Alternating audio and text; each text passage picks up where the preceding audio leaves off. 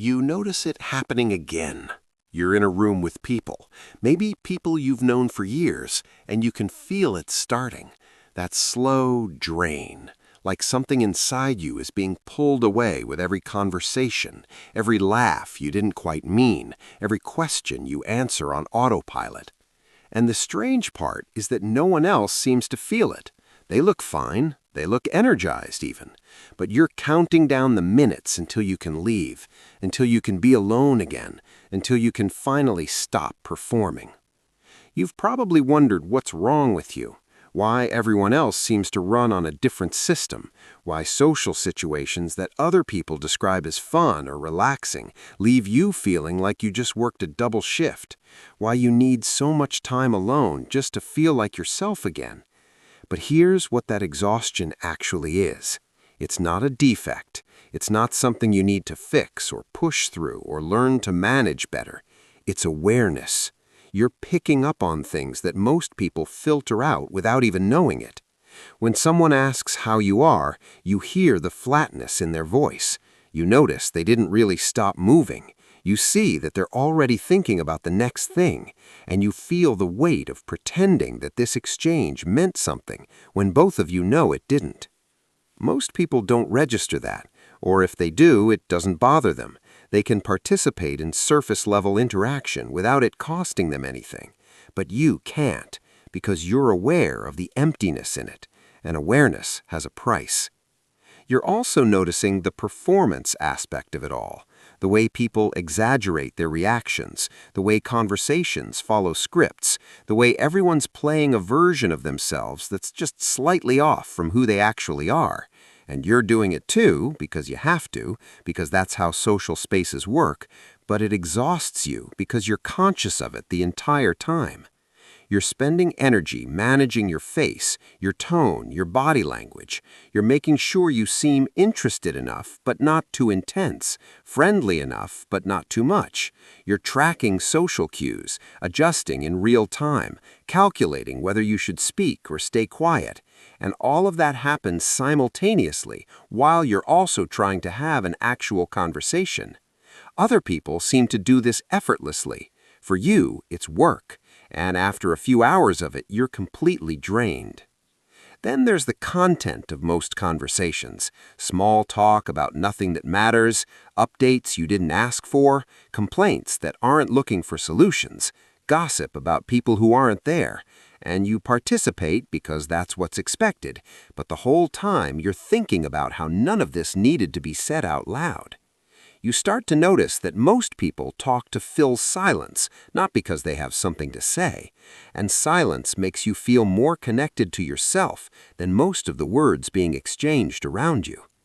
You've probably tried to explain this to people before, and they've probably told you that you're overthinking it, that you should just relax and enjoy yourself, that everyone feels a little awkward sometimes.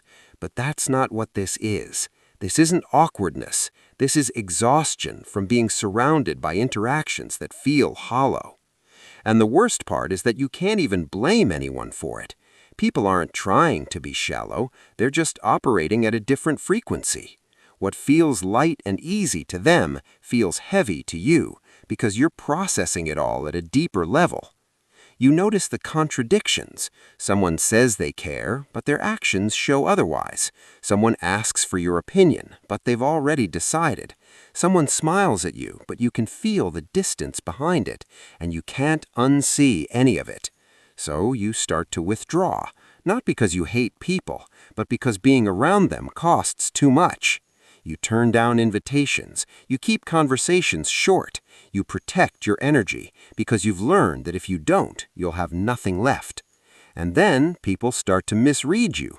They think you're cold. They think you're aloof. They think you don't care. But the truth is the opposite. You care so much that you can't afford to care all the time. You feel so much that you need to limit your exposure just to stay functional. There's a specific kind of loneliness that comes with this. You can be surrounded by people and still feel completely alone. Because loneliness isn't about being physically isolated. It's about not being understood. It's about sitting in a room full of voices and realizing that none of them are speaking your language. And people confuse your need for solitude with loneliness. They think you're sad when you're alone. They think you're missing out. But being alone doesn't make you lonely. Being around people who don't see you, that's what makes you lonely. You've probably had people tell you that you just need to put yourself out there more, that you need to make an effort, that you're building walls. But they don't understand that it's not about walls. It's about knowing the difference between connection and just being in the same room as someone. Family gatherings are often the hardest because you're expected to be present, to engage, to act like everything's normal, but you're sitting there feeling like an outsider in your own family, answering the same questions you answered last time, pretending to care about updates that don't actually tell you anything real about these people. And you can't leave early without it becoming a thing, without someone taking it personally, without having to explain that you're not upset, you're just tired. And even when you do explain, they don't really get it. There's also this assumption that if you're exhausted by people, you must not like people. But that's not it. You like people fine. You just can't pretend that surface-level interaction is the same thing as connection. And most social situations are built entirely on surface-level interaction. You've probably noticed that the people who are the most social aren't necessarily the most connected. They have dozens of friends, but no one they can actually talk to. They're at every event, but they're still lonely, and you'd rather have silence than that. Society has a way of making you feel like something's wrong with this, like you're supposed to be endlessly available, endlessly social, endlessly open. Like needing time alone means you're isolating yourself. Like preferring depth over frequency means you're difficult. But you're not broken. You're just wired to notice more, to feel more, to need more substance in your connections.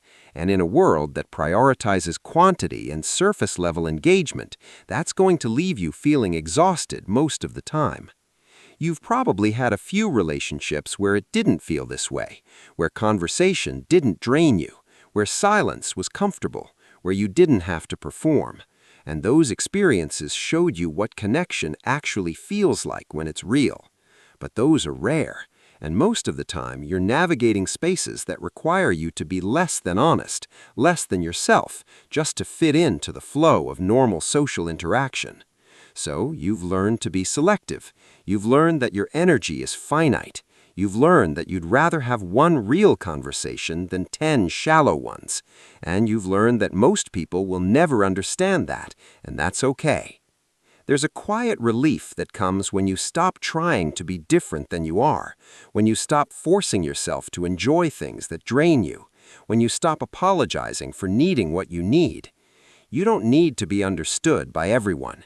You just need to stop trying to force yourself into a mold that was never designed for the way you process the world. The exhaustion you feel isn't a signal that you need to try harder. It's a signal that you're aware. And awareness means you're going to feel the weight of things that other people don't even notice. You're not missing out on anything by choosing solitude over shallow connection. You're not broken for needing more time alone than other people do. You're not cold for being selective about who gets your energy. That's not a flaw. That's just how you're built. You're not broken. You're just paying attention.